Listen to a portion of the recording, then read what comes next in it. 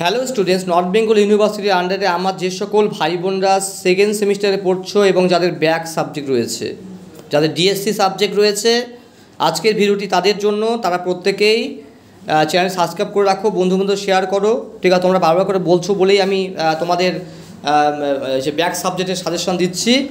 তোমরা প্রত্যেকে পড়তে থাকো। নোট লাগলে অবশ্যই তোমরা যোগাযোগ করতে পারো 9749941990 বা 7797308455 এই নাম্বারে তোমরা প্রত্যেকে পড়তে থাকো। যাই হোক, তোমাদের প্রত্যেকে বলছি।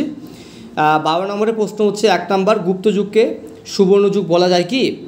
গুপ্তযুগকে ভারতবর্ষের ইতিহাসে সুবর্ণযুগ বলা যায় কি?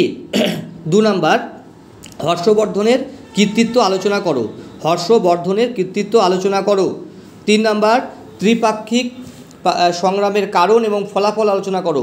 ত্রিপাক্ষিক সংগ্রামের কারণ ও ফলাফল আলোচনা করো। 4 নম্বর, গুপ্তযুগের সামাজিক অর্থনৈতিক অবস্থা সম্পর্কে আলোচনা করো। আবার বলছি, গুপ্তযুগের সামাজিক অর্থনৈতিক অবস্থা সম্পর্কে আলোচনা করো। পরের প্রশ্ন 5 নম্বর, দ্বিতীয় চন্দ্রগুপ্তের ভূমিকা আলোচনা করো। গুপ্ত সাম্রাজ্যের সুদীর্ঘকরণে, গুপ্তযুগের সুদীর্ঘকরণে দ্বিতীয় চন্দ্রগুপ্তের ভূমিকা আলোচনা করো। পরের প্রশ্ন, চন্দ্রগুপ্তের কৃতিত্ব আলোচনা করো। সমুদ্রগুপ্তের কৃতিত্ব আলোচনা করো। সমুদ্রগুপ্তের কৃতিত্ব আলোচনা করো। ভালো করে পড়তে হবে। 6 প্রশ্ন হিসেবে কৈবর্ত বিদ্রোহ সম্পর্কে আলোচনা করো। আবার বলছি, কৈবর্ত বিদ্রোহ সম্পর্কে আলোচনা করো। ঠিক আছে। পরের প্রশ্ন, গুপ্তযুগে নারীদের অবস্থা সম্পর্কে আলোচনা করো। গুপ্তযুগে নারীদের অবস্থা সম্পর্কে আলোচনা করো। পরের প্রশ্ন, গুপ্তযুগের সামাজিক অবস্থা সম্পর্কে আলোচনা করো। গুপ্তযুগের সামাজিক অবস্থা সম্পর্কে আলোচনা করো। 4 নম্বর, রাষ্ট্রকূটদের উৎপত্তি সম্পর্কে আলোচনা করো। রাষ্ট্রকূটদের উৎপত্তি সম্পর্কে আলোচনা করো। পরের প্রশ্ন, স্কন্দগুপ্তকে কেন ভারতবর্ষের রক্ষাকর্তা বলা হয়? আবার বলছি, স্কন্দগুপ্তকে কেন ভারতবর্ষের রক্ষাকর্তা বলা হয়? ঠিক আছে। পরের প্রশ্ন, ভারতের সামন্ততন্ত্রের বৈশিষ্ট্যগুলি আলোচনা করো। ভারতের সামন্ততন্ত্রের বৈশিষ্ট্যগুলি আলোচনা করো। পরের প্রশ্ন হিসেবে বলছি, বাংলার ইতিহাসে শশাঙ্কের অবদান আলোচনা করো বা শশাঙ্কের কৃতিত্ব সম্পর্কে আলোচনা করো। ঠিক আছে। 7 নম্বর, ভারতবর্ষের ইতিহাসে আরব আক্রমণের তাৎপর্য আলোচনা করো। আরব আক্রমণের তাৎপর্য আলোচনা করো।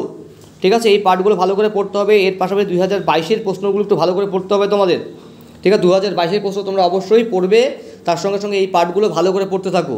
আর তোমাদের লাস্ট মিনিট সাজেশন থাকবে না, মানে এটা লাস্ট মিনিট সাজেশনই, সুপারফাস্ট সাজেশন আর দেওয়া হবে না এটাতে। ঠিক আছে। এবার যেহেতু তোমার ছাত্র সংখ্যা কম থাকার ফলে আর যেহেতু অন্যান্য পরীক্ষাগুলো সামনে, তাই আমাদের অন্য সাবজেক্ট দিতে হচ্ছে। এবার 3-এর প্রশ্ন যে রয়েছে, এর মধ্যে 3-এর হলো এলাহাবাদ প্রশস্তি টিকা। এলাহাবাদ প্রশস্তি টিকা। 2 নম্বর, নালন্দা বিশ্ববিদ্যালয়। 3 নম্বর, মৎস্য ন্যায়। 4 নম্বর, তরাইনের যুদ্ধ। 5 নম্বর, রাজপুতদের উত্থান। 5 নম্বর, রাজপুতদের উত্থান। পরের প্রশ্ন, টিকা লিখো ফাহিয়েন। পরের প্রশ্ন, টিকা লিখো কৌলিন্য প্রথা। 8 নম্বর, অল বিরুনি টিকা।